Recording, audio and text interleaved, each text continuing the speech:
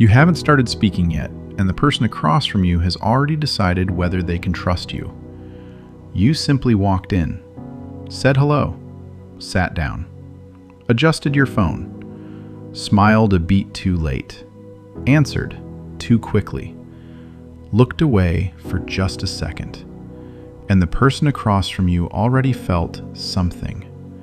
Didn't formulate it, didn't prove it, didn't think to themselves, "I've made a judgment," just felt it. And here's what's uncomfortable. We often give ourselves away not with words. We give ourselves away with pauses, with our gaze, with our voice, with urgency, with how we ask for things, with how we stay silent, with how we agree to a small yes that slowly turns into a much bigger trap. This video is not about how to manipulate people. Quite the opposite.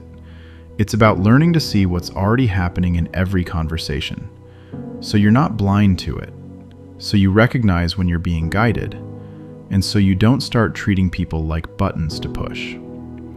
There will be 13 signals.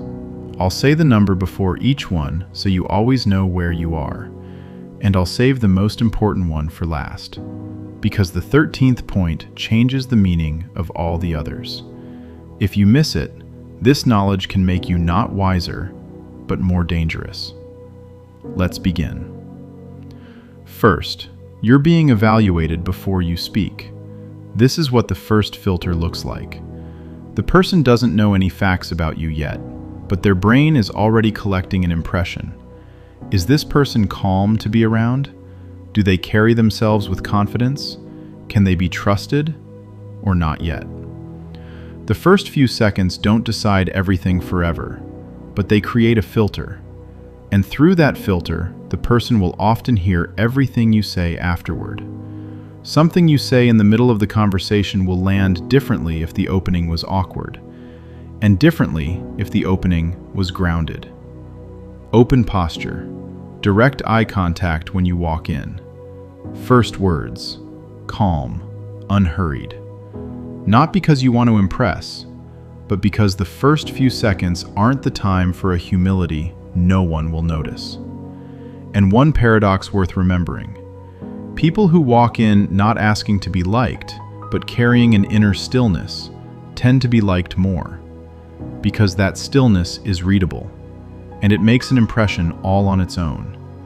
You can't make a first impression twice, but you can prepare for it. Second, your body gives you away before your words do. He says he's confident in his proposal, but his voice is pitched just slightly higher than usual. His hands are folded a little too carefully. The body often betrays tension before words do. This doesn't mean the person is lying. It means the stakes are high for them, that they care. An open posture and a steady voice work even when you're uncertain inside. Not to deceive anyone, but to stop broadcasting your internal state to everyone watching. It's not performance. It's managing the signal you're already sending. The only question is whether you're doing it consciously. And an important note, don't become a people reader. People touch their collar not only when they're lying, also when they're warm.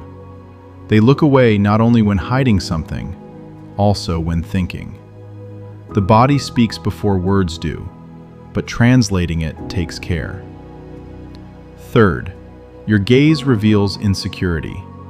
There's a mistake almost everyone makes when they feel uncertain in a conversation. They avoid eye contact. They look away, down, at their phone, and it's picked up instantly. But there's an opposite extreme too, holding eye contact without a break. That becomes pressure. A simple guideline. Look enough that the person feels your presence, and look away enough that they don't feel under pressure. One practical approach. When you look at someone, try to register the color of their eyes. 3 or 4 seconds. Just enough to create warmth, not threat. Your gaze is the first word you say, before you've opened your mouth. Fourth, your voice tells the truth before you do. Same text, same meaning, But one voice persuades, the other doesn't. "I'm sure about this" can sound like confidence, or like a request to be believed. The difference isn't in the words, it's in the voice. When someone is nervous, their voice speeds up and rises in pitch. And even if the words are right, the body has already said something else. In a critical moment of conversation, slow down. Don't raise your voice, lower it. And place the pause before the key phrase, not after. A pause after is waiting for a reaction. A pause before is the weight of the word. Words say what? Voice says the truth. Fifth, silence is stronger than extra words. After someone answers, most people immediately start talking. They fill the space. Experienced negotiators do the opposite. They stay quiet. Silence can be pressure, but in an honest conversation, it can also be respect. You're not filling the pause with yourself. You're giving the person space to finish, or to think, or to feel. Not every pause exists to pull something more out of someone. Sometimes a pause exists so they can finally hear themselves. Try it. Ask a question. Hear the answer. Wait a few seconds before you speak. Just wait. See what happens. Silence isn't always pressure. Sometimes it's the most attentive thing you can do in a conversation. Sixth, one last phrase can save the whole conversation. Imagine, the conversation went unevenly. There was a pause in the middle that stretched too long. You said something off. But as you were leaving, you said one clear, calm phrase, and you looked up. That's often enough for the person to remember the meeting differently. Psychologists call this the peak end rule. We remember best what happened at the beginning and at the end. The middle blurs. It works with films, with books, with people. If something went wrong in the middle of a conversation, don't write it off. Think about how to finish, what you'll say last, how you'll leave. That's not manipulation. That's understanding how memory works. People rarely remember the whole conversation, but they remember very well what feeling it ended with. By the way, if this is your first time here and you like what's happening, subscribe so you don't lose the channel. It only gets more important from here. Seventh, your rhythm either pulls people closer or pushes them away. FBI negotiators use a technique that sounds almost too simple to be real. They match the other person. Their pace, their intensity, their gestures. Not exact copies, but reflections. New York University studied this effect and called it the chameleon effect. The finding: people subconsciously feel more warmth towards someone who mirrors them. We trust people who seem like us, even if the similarity is only in the speed of their voice. Try it. If someone speaks calmly and unhurriedly, don't go fast and forceful. If they're restrained in gesture, don't be expressive. Don't copy. Calibrate. The difference is felt. One note. This only works when there's no mimicry in it. If you're mirroring someone to connect, that's rapport. If it's to manage them, that's a game. And people feel the difference. Not always right away, but they feel it. Eighth, they're saying no to one phrase, not to you. Compare these two. Could you help me with this on Friday? And I need help with this on Friday because I have a deadline. The first is a question. It's easy to say no to a question, politely and without explanation. The second is a specific request with a reason. Psychologist Ellen Langer ran an experiment at a copying machine. When she added any reason at all, even a trivial one, compliance nearly doubled. A reason lowers internal resistance. The person understands not just what you're asking, but why. That's a different conversation. Sometimes a no isn't a rejection of you, it's a rejection of an unclear request. Try stating it more precisely and see what changes. Ninth, The first yes is the most dangerous one. First, they ask you to just take a look, then to give your opinion, then to help a little, then to take on a piece of the work. And at some point, you have no idea where exactly you agreed to all of this. This is especially visible at work and at home. First, just take a look, please. Then, but you're already up to speed on it. Then, so you'll just finish it up, right? And the person feels guilty, even though technically no one forced them. Each next step just looked like a natural continuation of the last. Robert Cialdini calls this the consistency principle. We want to be consistent, especially with ourselves. If I've already said yes, it's psychologically uncomfortable to say no next time, because it creates internal contradiction. How to protect yourself. When someone asks you for something very small right at the start, sometimes it's just that. But sometimes it's the beginning of a chain. It's worth noticing. The first yes is the most costly. Everyone after it gets cheaper. 10th, they give you a choice, but not freedom. Coffee shop. Small, medium, large. You almost always get the medium. Store. 3 models. Budget, mid-range, premium. Most people choose the middle. This isn't coincidence. The compromise effect. The brain automatically cuts the extremes and picks the middle. It feels reasonable. But the extremes exist precisely for that purpose. And this isn't just sales. It happens in families, at work, in negotiations. You're given a choice, but the frame of the choice was set for you.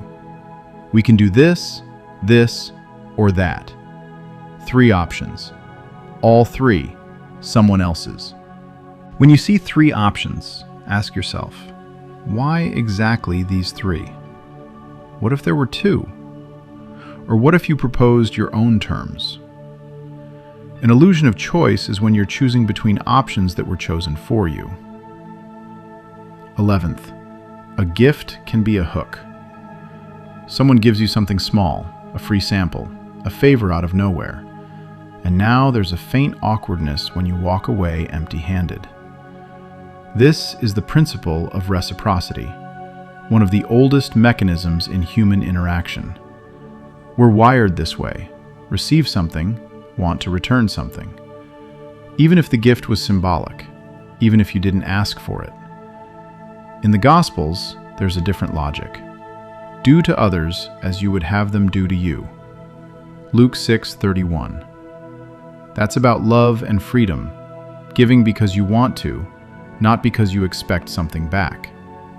Manipulative reciprocity does the opposite. It gives not out of love, but to create a debt.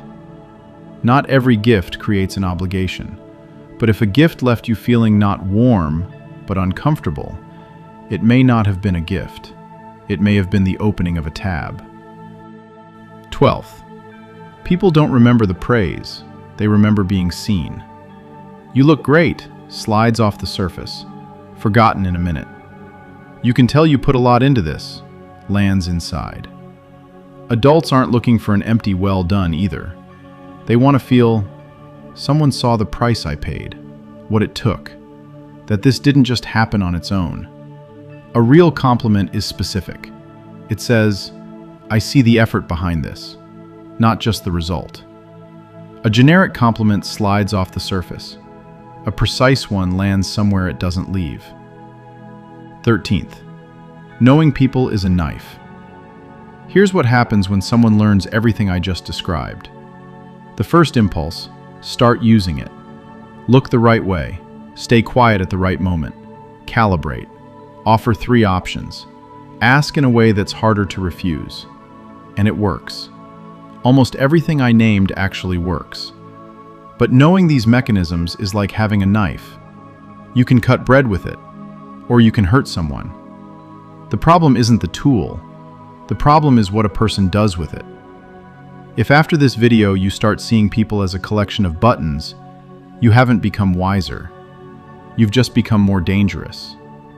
Because influence without love quickly becomes use. But if you start seeing both the mechanisms and the person behind them, then this knowledge becomes wisdom. In the Gospel of Matthew, there's a line Jesus says to his disciples before sending them into a large and not always honest world. Be wise as serpents and innocent as doves. This isn't a contradiction. It's a precise formula. Wisdom, seeing the world as it is, understanding the mechanisms, not being naive. And innocence, not using that knowledge to steer people without their awareness. The greatest trap is thinking you're free from traps, that you always see the situation clearly, that none of this affects you. But it does. It affects everyone. The difference is in one thing only. One person reacts automatically. Another sees what's happening, in themselves, in others, and chooses what kind of person they'll be in that moment. Wise as serpents, innocent as doves. 13 signals, not to become more cunning than others, but to see what's happening beneath the surface. A conversation isn't a battlefield. It's a space where people are trying to be heard, sometimes by honest means, sometimes not.